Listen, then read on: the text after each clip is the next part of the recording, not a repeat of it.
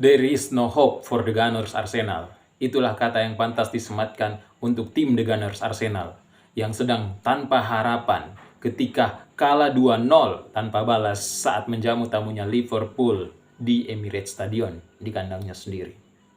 Oke, berikutnya ada kembalinya Kevin De Bruyne. KDB telah kembali dan membuat Manchester City menjadi tim yang perkasa, seram, menakutkan saat ini, teman-teman.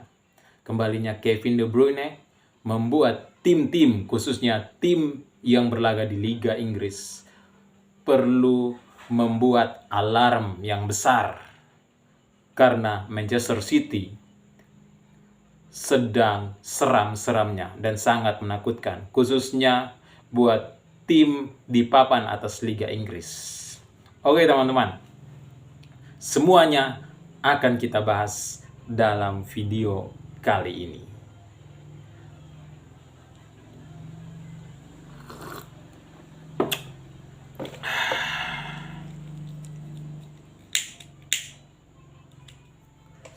Halo teman-teman, selamat datang kembali di channel YouTube saya, channel YouTube Anton R, tempat kita membicarakan sepak bola dan politik. Karena sepak bola tak bisa lepas dari politik. Oke teman-teman, di sesi pertama ini kita akan membahas tentang The Gunners Arsenal yang kalah 2-0 saat menjamu tamunya The Reds Liverpool. 2-0 tanpa balas di kandang sendiri. Bagaimana mungkin teman-teman? Seperti biasa kita lihat Arsenal menguasai seluruh pertandingan secara statistik. Bahkan babak pertama hampir Liverpool tanpa peluang. Hanya satu tendangan Alexander Arnold yang menyentuh Mr. Gawang, menyentuh tiang gawang The Gunners Arsenal. Itu satu-satunya peluang yang berbahaya dari Liverpool di babak pertama, teman-teman. Itulah penguasaan bola. Semua The Gunners Arsenal, pemain-pemain The Gunners Arsenal menguasainya. Namun, tidak ada yang efektif, yang mampu memanfaatkan peluang di depan gawang. Semua shoot, semua tendangan ke gawang Liverpool oleh pemain Arsenal semuanya buntu dan tanpa hasil, teman-teman. Kita bisa lihat formasi yang diturunkan oleh Mikel Arteta dan 4-3-3 yang dipilih oleh Arteta untuk melawan Liverpool. Di sana ditempatkan Kai Havertz sebagai seorang striker. Dan lucunya dimainkan juga Richard Nelson di sana. Aneh pilihan Arteta. Padahal ini adalah pertandingan bisa dibilang big match walaupun FA Cup. Ya teman-teman. Tapi ini adalah big match teman-teman. Dan Liverpool bermain tanpa dua pemain inti, Mohamed Salah dan Van Dijk. Bagaimana mungkin pemain-pemain The Gunners Arsenal tak berdaya dan tak bisa efektif ketika melawan Liverpool yang sedang bermain tanpa dua pemain intinya. Apalagi di belakang tidak ada Van Dijk. Namun Arsenal juga tidak bisa mencetak gol, memanfaatkan peluang, momentum itu. Bermain sangat tidak efektif. Bahkan Liverpool yang lebih efektif dalam memanfaatkan peluang. Itu teman-teman. Liverpool bermain dengan pertahanan rendah, lebih bertahan, lebih menunggu counter attack, tapi mampu memanfaatkan peluang dengan baik. Dan kita bisa lihat The Gunners Arsenal yang menerapkan garis serang tinggi. Garis serang tinggi yang diterapkan oleh The Gunners Arsenal. Seperti biasa, seperti melawan-lawan tim lain. Selalu The Gunners Arsenal menguasai jalannya pertandingan. Menguasai ball possession.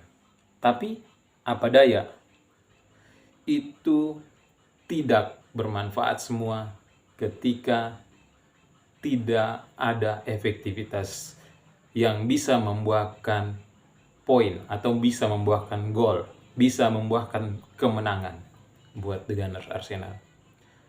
Permainan cantik yang diperagakan oleh The Gunners Arsenal ada di lini tengah, ada Odegaard, ada Declan Rice, ada Jorginho. Jorginho ya kita bisa lihat ya teman-teman, sangat tidak kelihatan bermainnya. Mungkin ya karena jarang mendapat kesempatan dari Arteta, sehingga bermainnya ngaco buat Jorginho. Ya tapi overall The Gunners Arsenal menguasai jalannya pertandingan, teman-teman. Apalagi di lini tengah Arsenal sangat-sangat menguasai jalannya pertandingan. Namun lini depan Arsenal masih saja tidak efektif. Bahkan dicoba lagi Kai Havertz di depan. Dicoba untuk dimasukkan Kai Havertz, tapi tidak juga bisa membuahkan hasil. Itu teman-teman. Yang mengherankan saya, pilihan Arteta, dia lebih memilih Kivior dibandingkan Emil Smith Rowe.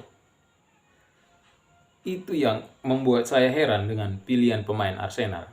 Tapi balik lagi, di tim Liverpool, dengan pelatihnya yang sangat cerdas, Jurgen Klopp mampu memanfaatkan momen ini, teman-teman. Dia mengetahui di mana kelemahan-kelemahan dari The Gunners Arsenal, di mana kelemahan-kelemahan Arteta, bahwa kelemahan dari The Gunners Arsenal sering ceroboh ketika pemain lawan melakukan counter attack. Gitu. Sehingga Jurgen Klopp memanfaatkan momentum ini dengan memanfaatkan kelemahan dari The Gunners Arsenal.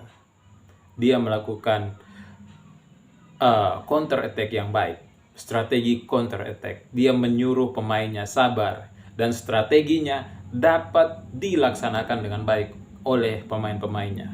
Begitu teman-teman. Bahkan dia turun tanpa pemain-pemain yang inti, Mohamed Salah dan Van Dijk. Di situ juga ada beberapa pemain muda yang seperti Elliot, dan ada dua pemain muda yang saya lupa namanya, ada Graven ya. Ada Graven dan B. Clark di sana. Beberapa pemain muda dimasukkan oleh Klopp untuk menyegarkan pemain, untuk memberi pengalaman, tapi performanya sangat mantap, teman-teman. Itulah kecerdasan dari seorang Jurgen Klopp dalam hal memilih pemain dan menempatkan pemain pada posisi yang baik, begitu teman-teman. Jadi seorang pelatih itu bukan hanya mampu dalam hal strategi, tapi mampu juga untuk memilih pemain yang tepat dalam pertandingan. Gitu teman-teman. Oke. Ya, mau apa yang dibilang, The Gunners Arsenal sudah kalah 2-0. Tanpa balas, 1 gol bunuh diri, 1 gol dari Diaz. Selamat buat Liverpool yang lanjut ke fase berikutnya di FA Cup. Dan sangat disayangkan buat The Gunners Arsenal harus terhenti, dan menurut saya akan susah bagi The Gunners Arsenal di Liga Inggris pun akan susah kayaknya setelah melihat keadaan dari tim The Gunners Arsenal saat ini ya. Apalagi Arteta mengeluarkan statement bahwa dia tidak akan membeli striker di pembukaan transfer kali ini. Ya, mau apa dikata teman-teman.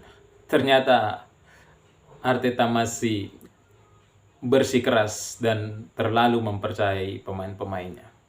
Memang tidak salah mempercayai pemain, tapi harus lihat juga bagaimana kualitas pemain tersebut. Begitu.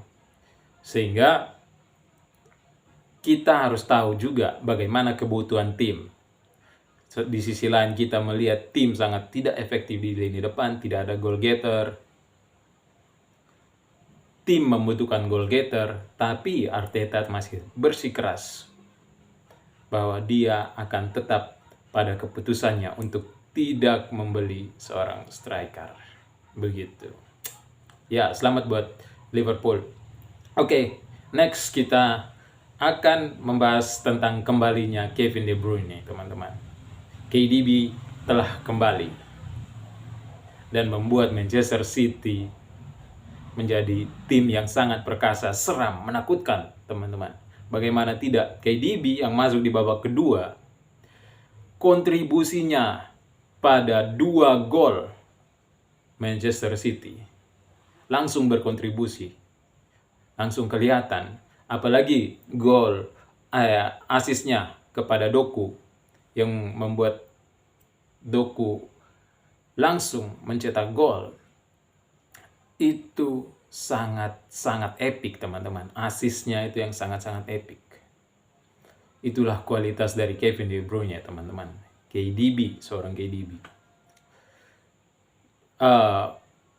Kontribusinya kepada gol dari Phil Foden juga itu sangat epic, teman-teman. Bagaimana mungkin pemain yang sudah lama cedera dan baru kembali bermain namun sudah berkontribusi, itulah menurut saya ya KDB bisa dibilang pemain terbaik di dunia saat ini ya.